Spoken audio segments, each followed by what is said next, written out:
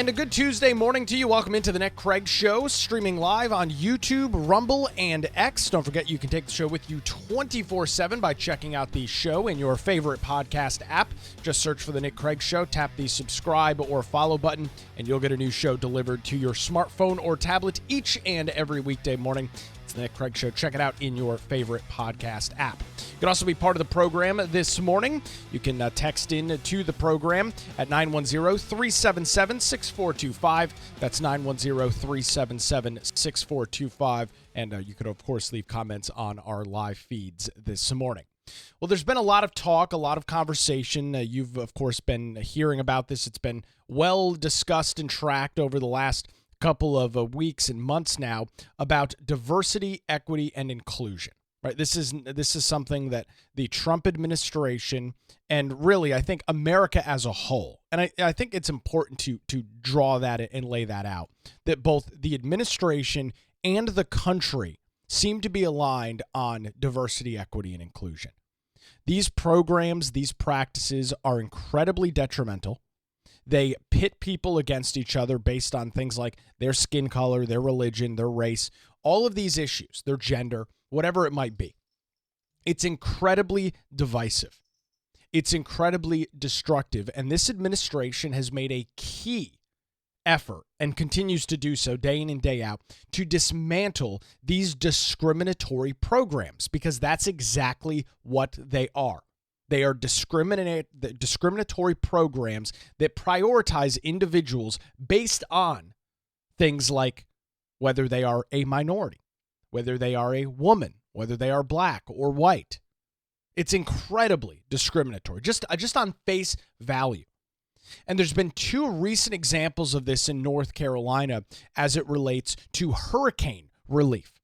First, we'll start off with the small business grant program out of Buncombe County. I put this back out on my X account back in January. By the way, if you're not following me over on X, you should do so. It's at Nicholas M. Craig on X. You can follow me over there. But this is what it looked like. This is a slide deck, a screenshot from the slide deck from Buncombe County back in January when they announced this grant program. And it says the small business support model, the eligibility. Small businesses impacted by Hurricane Helene, less than 25 employees. They have the business to be eligible has the ability to demonstrate retention or rehiring of employees, the ability to retain employees for 6 months from grant award, and all industries eligible to apply. No specific focus for the grant. However, there is 3 focus areas that the county in Buncombe County, which hosts the city of Asheville, had. The first was BIPOC-owned businesses. The second, woman-owned businesses, and the third, sole proprietorships. So of those focus areas, 2 of them are specifically focusing on diversity, equity, and inclusion.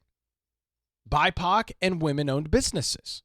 So that's what Buncombe County was doing, and that's not really a surprise or shock. You are well aware Asheville, this area of the state, is incredibly liberal. Incredibly progressive in the way in which they operate. So this was what Buncombe County was doing.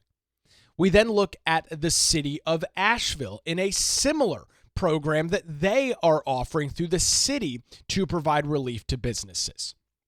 And their slide deck, their presentation, it's about a 125-page document nested between pages 75 and 76. It reads this. Within the Small Business Support Program, the city will prioritize assistance for minority and women-owned businesses within the scoring criteria outlined within the policies and procedures. So you've got both Buncombe County and the city of Asheville, which are independent. They're, of course, in the same area, but they are independent entities, both of them prioritizing Hurricane Helene recovery and relief to minority and women-owned businesses. This is what diversity, equity, and inclusion has gotten us. And when I say the programs are incredibly divisive and destructive, this is what I'm talking about. This might be a newsflash to some folks on the left. Hurricane Helene did not discriminate against individuals based on their skin color. Hurricane Helene did not discriminate against individuals based on their gender. The storm wreaked havoc and hell across western North Carolina, regardless of who you were, how much money you made, what your background was, what your job was. It was irrelevant. The natural disaster wreaked havoc and hell for that area of the state. And so when the city of Asheville and Buncombe County release these programs and start discussing this grant making under the lens of, well, we've got to make sure that we're focusing on businesses owned by women. We've got to make sure that we are focusing on businesses owned by individuals that they deem to be minorities. Why would you do that? The storm affected everybody living in the western half of North Carolina. This was not an issue that was unburdened, had a higher level of burden if you were a woman or if you were if part of the BIPOC community. So why would this be part of the grant making? And the answer is very simple. This is the left's attempt at diversity, equity, and inclusion.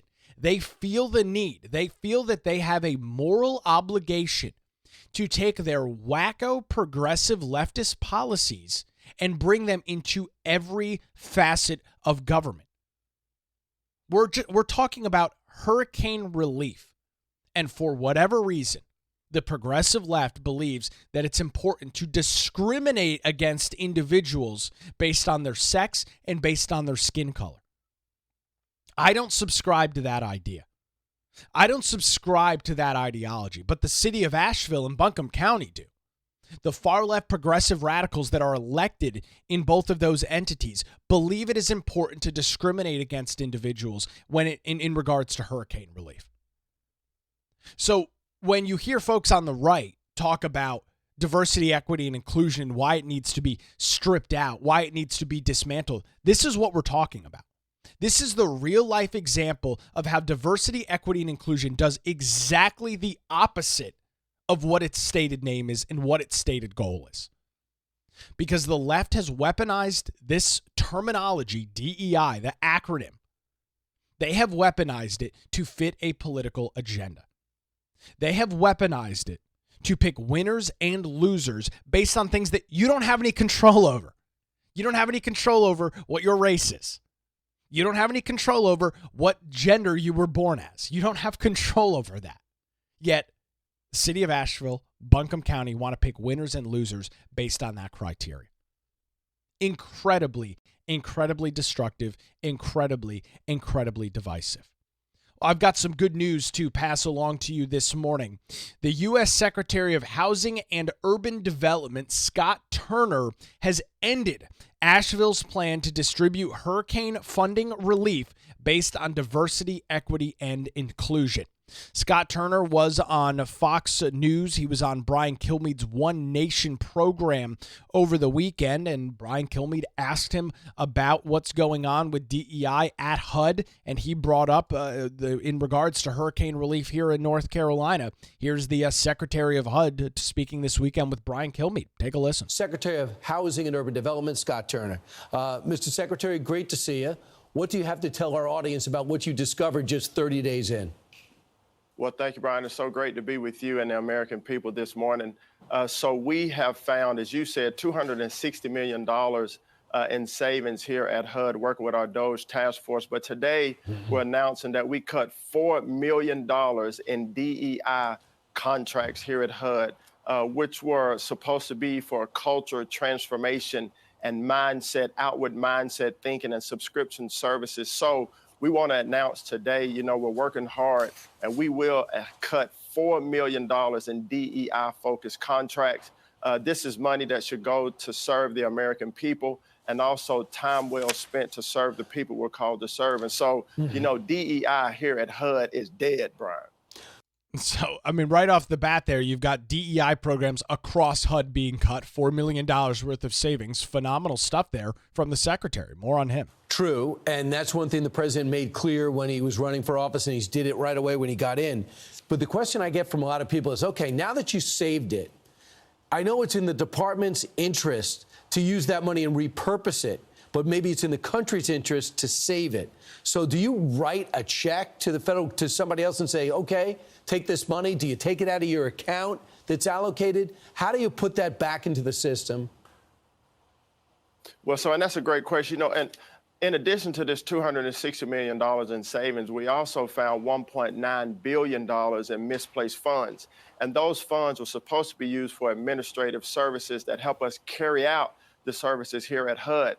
And when you don't use those funds, they don't just go to the next year. You're supposed to notify the Department of Treasury that these funds are now available for other federal expenditures, and that did not happen. It was great mismanagement and negligence over the past few years from the Biden administration. So now that we found this $1.9 billion, we can notify and we have de-obligated these funds, to answer your question, so that the Treasury Department can use those for other federal expenditures for the American people. And even paying down the debt.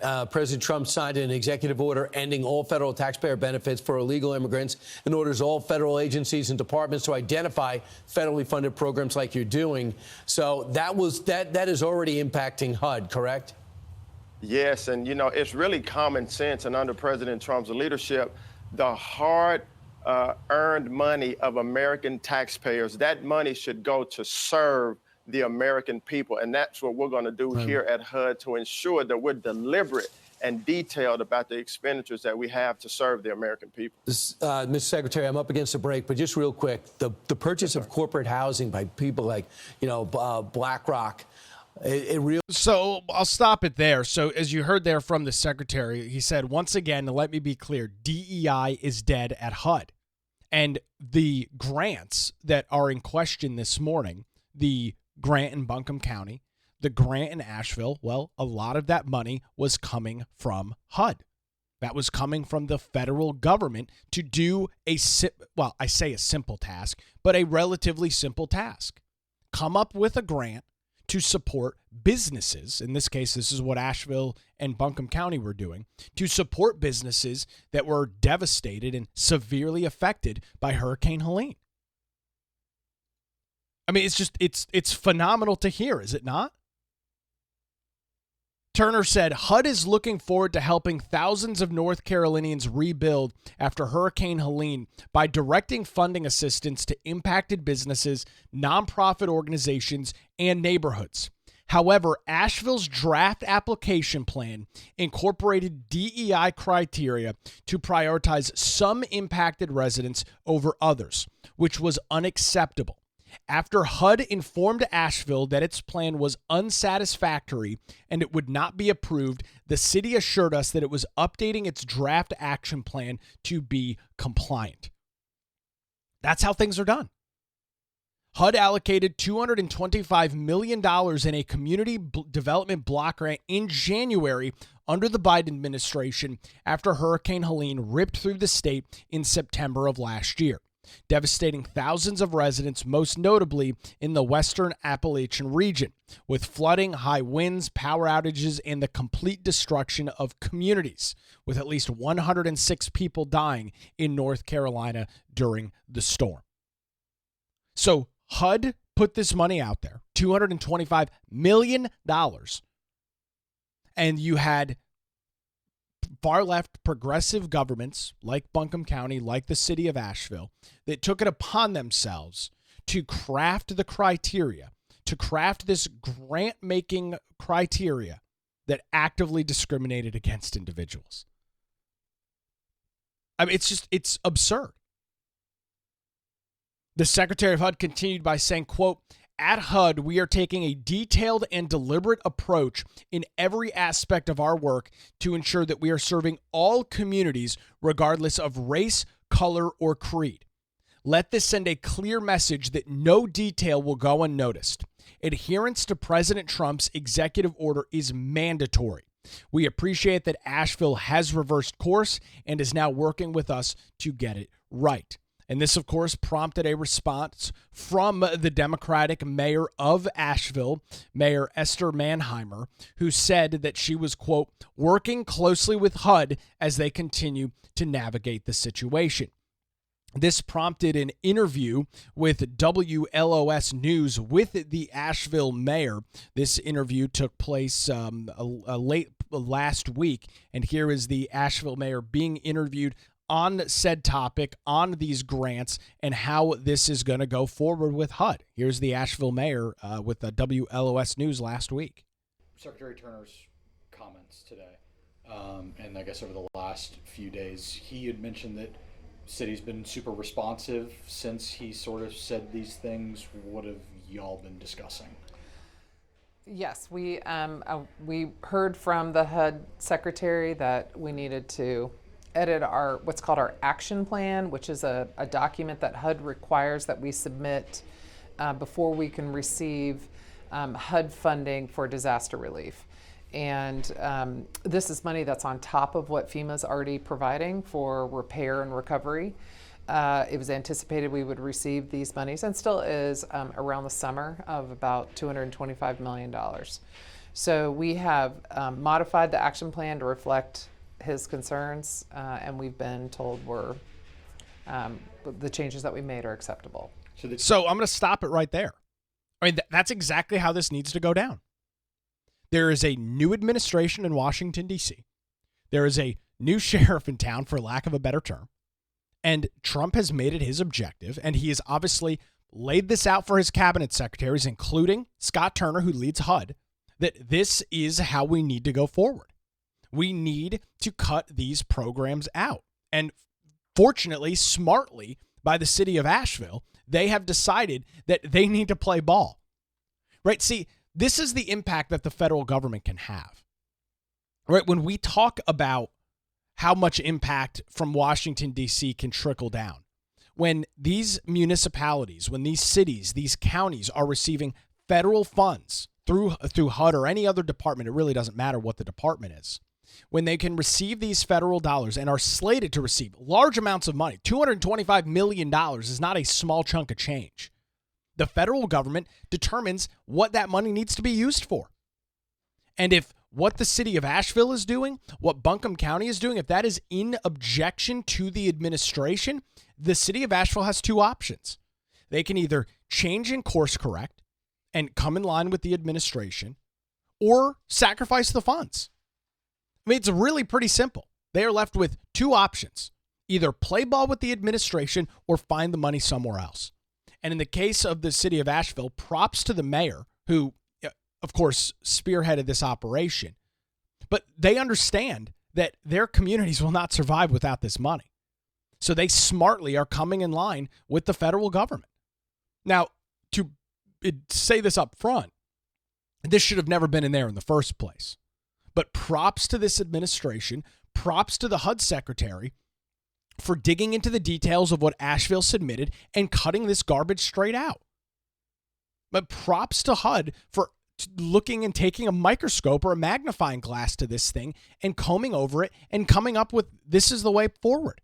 You guys are not going to be able to get the grant with these things in the program. You are not going to be able to discriminate against business owners in Asheville, in the Buncombe County, without somebody saying something about it. You're just not going to be able to do it with our money. Right? Because it's not HUD's money. It's not Asheville's money. It's the residents of the United States' money. It's taxpayer dollars from all over the country, who I think sent a pretty clear message in November of last year that the days of diversity, equity, inclusion are done. The status quo that has been pushed forward by the left and these discriminatory programs is over with. And again, the option is simple. You either play along or you forfeit the funds. It's really that simple. More from the mayor of Asheville. The changes have already been made. As far as I know, yes. I mean, it's just a matter of editing the document. It's a very long document, and this was apparently a reference deep into the document on page 76 that they wanted to have changed. Concerning minority and women-owned businesses? Right. So the city, like many cities, has a program around contracting with minority and women-owned businesses, and so apparently the reference to that existing program is not something that they want to see in the action plan. And Chuck Edwards said, and you just said, that it doesn't sound like there's any risk of the funding being pulled. That's what it sounds like to you. Yes, we're being reassured. They're very eager, and they continue to be eager, this administration, to help support the recovery of Western North Carolina, including Asheville, and we're very appreciative of that. And in fact, continuing the conversation about how else we can receive assistance, because I think we're going to need more than what's already been allocated to Western North Carolina for recovery. And we're hopeful to see some additional programs come online that'll address things like private roads and bridges and revenue loss for cities and counties. So some other programs that we still need some help with. And the language was obviously, they used the term DEI, but it was inclusive in nature. Do you guys feel that you can still do those things even though the language is changing a bit? You know, that will be seen. My understanding is, I mean, not to get into the weeds, but my understanding is that the order that's at issue that the president signed is in litigation. So just like every other city in America, we're kind of waiting to hear what happens with all of the lawsuits and the changes and the requirements as to how we're able to carry out our functions. But our primary focus is on the recovery of Asheville and Western North Carolina, and so we think we can do that work to its maximum with the funds that were provided. You know, and I appreciate the comments there from the mayor. But really, is your goal, is your objective to provide that relief and provide that recovery? Because within your own grant application, you were indicating that it was not about providing recovery for every person. You were indicating that depending on your skin color, depending on your gender or your sex, you were going to be treated differently in regards to this $225 million coming in from HUD. And I don't know why this has to even be restated, but I find that to be unacceptable. Again, you're talking about a natural disaster that does not discriminate. You're talking about a once in a lifetime storm that does not discriminate against individuals irregardless of their background. It just doesn't. So why would you put this in your application? And again, I think the answer is pretty clear. It's these cities, these municipalities that are controlled almost exclusively by the far left, by these progressive radicals, feel that they have some moral obligation to operate in this manner. A great comment coming in this morning on our Rumble chat from Aqua Blue saying, but make sure we follow up to make sure that they still don't discriminate when actually handing out the money. Well, and that's exactly the case. And fortunately, you're going to have an administration. You're having a secretary in Scott Turner over at HUD that seems to be fully in line. I mean, you just heard his comments with Brian Kilmeade, fully in line with the president's agenda, fully in line with his executive order over diversity, equity, and inclusion. And so, you know, this attempt, and you're going to see a lot of this over the next couple of years, this attempt to disband DEI from the public sense while things still happen behind the scenes, you can guarantee that HUD and these other federal agencies are going to be looking very close at the actual makeup of these programs. Because there's no question about it. The left, the progressives that want to push this agenda forward, they'll just masquerade it under a different name.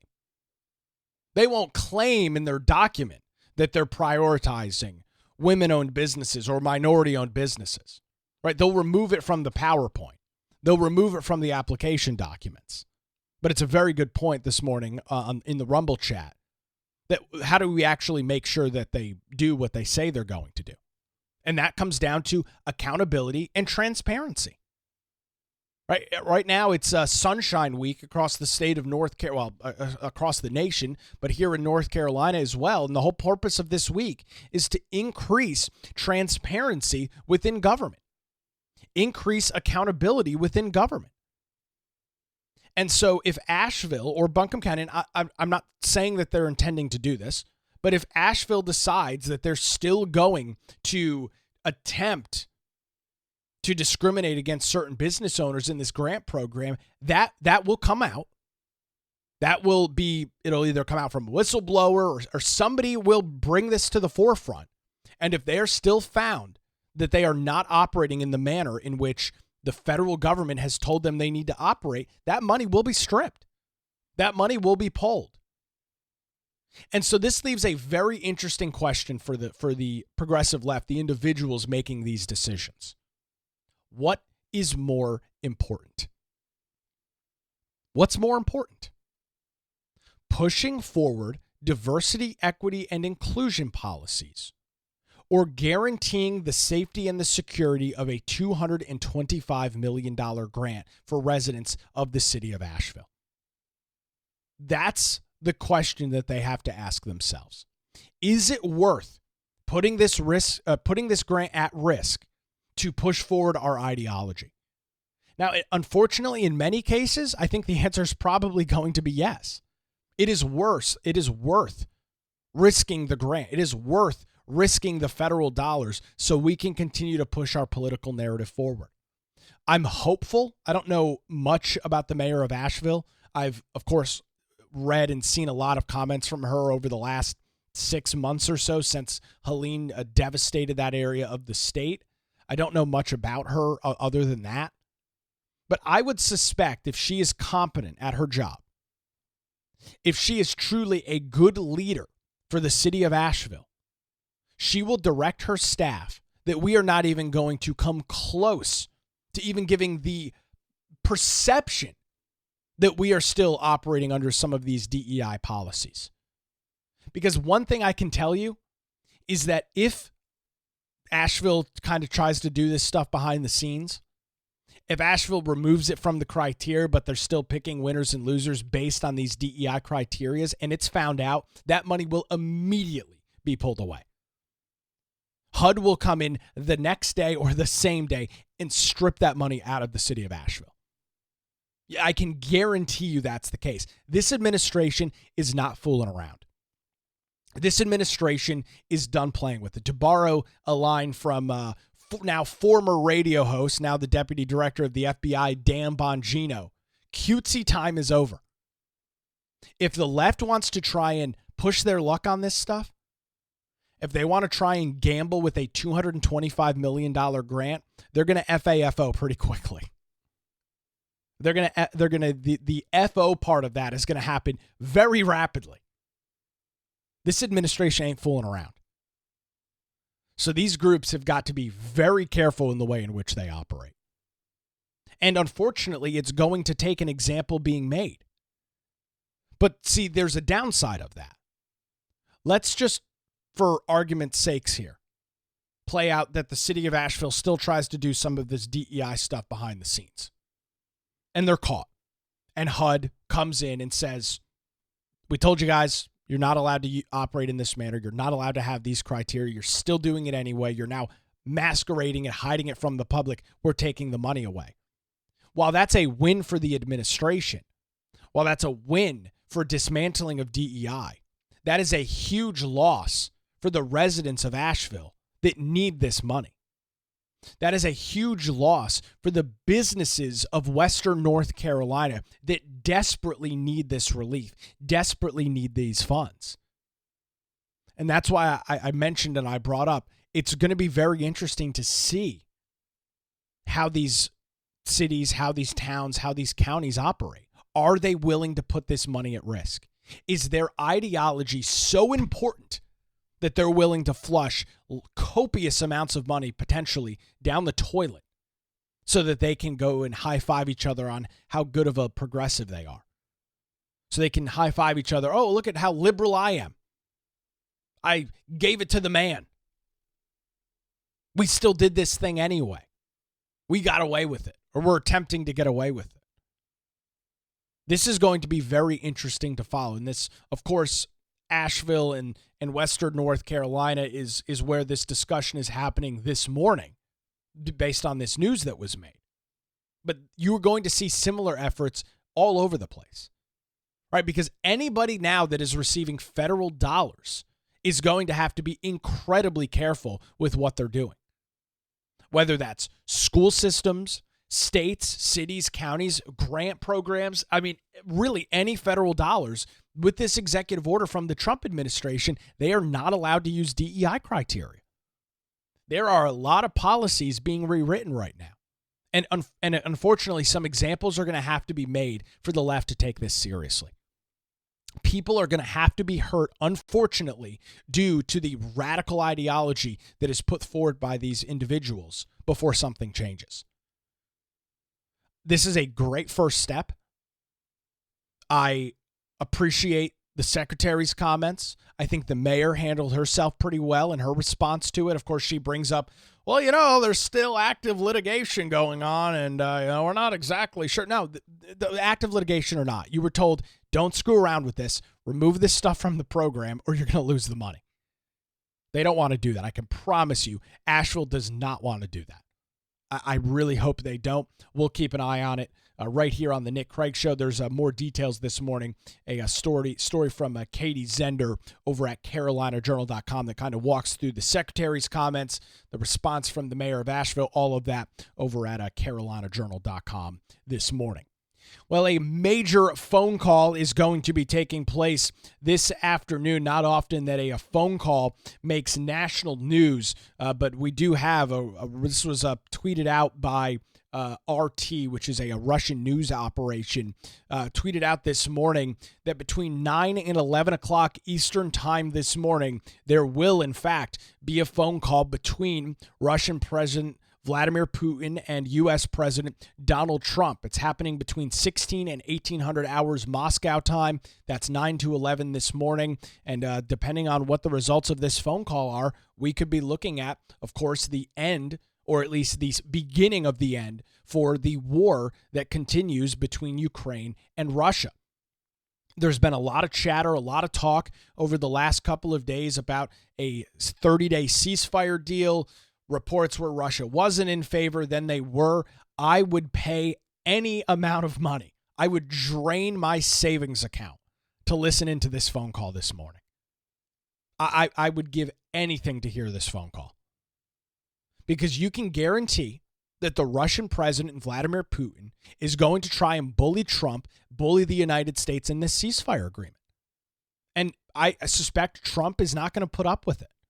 The same way he didn't put up with Zelensky's crap when he was here a couple of weeks ago, Trump's going to operate the exact same way with Putin.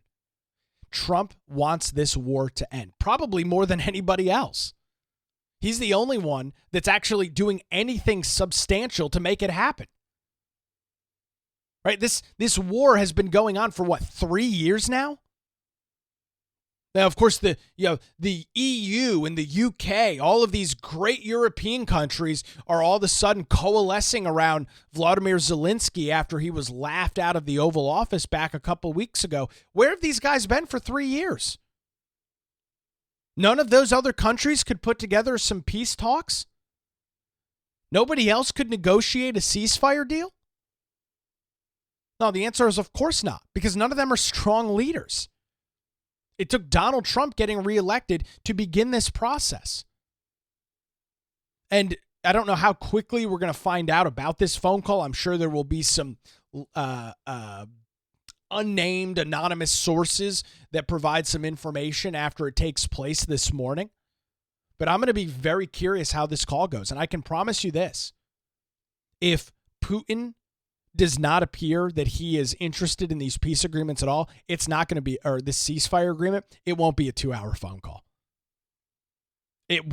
Trump is not going to sit on the phone for 2 hours if he cannot get concessions out of Russia, out of Vladimir Putin. It's just not going to happen. Trump actually wants this war to end.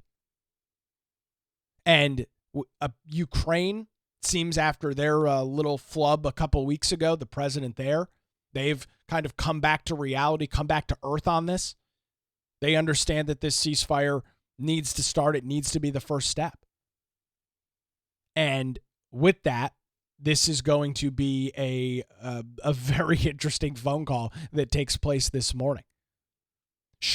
Maybe we'll get some details while it's going on, maybe some leaked sources, some leaked information. I'm not exactly sure, but hopefully when all is said and done, there's an announcement from this administration either today or within the next couple of days on at least a 30-day ceasefire deal between Russia and Ukraine, and then begin the process of talking about how do you actually end this war. This is what peace through strength looks like. This is the difference between having a strong leader and a weak leader. Joe Biden had never opened the dialogue between himself and the Russian president. He never did. He did not talk to the Russian president once since the minor incursion, as he called it, Joe Biden did, since the minor incursion between Russia and Ukraine. He'd never opened the line of communication. Why would he not want to talk to the Russian president? Why would Joe Biden not want to get this situation under control? Well, I think there's a couple of reasons. First, he was essentially brain dead, so he had no cognitive ability to actually negotiate and guarantee and try and beat some concessions into both of these countries, both Russia and Ukraine. He had no ability to do that at all. And secondly, well, as we've seen now, all of the money that the United States was giving to Ukraine, well, only half of that was accounted for. So where was the rest of that money going? Was somebody pocketing that cash? Was somebody skimming off the top or bottom of that? Seems like that might be the case. So maybe there wasn't an incentive for Joe Biden and the Democrats to end the war. That's taking place again at 9 o'clock this morning. I'll track the details throughout the day, and hopefully we'll have some news to bring to you tomorrow morning right here on The Nick Craig Show.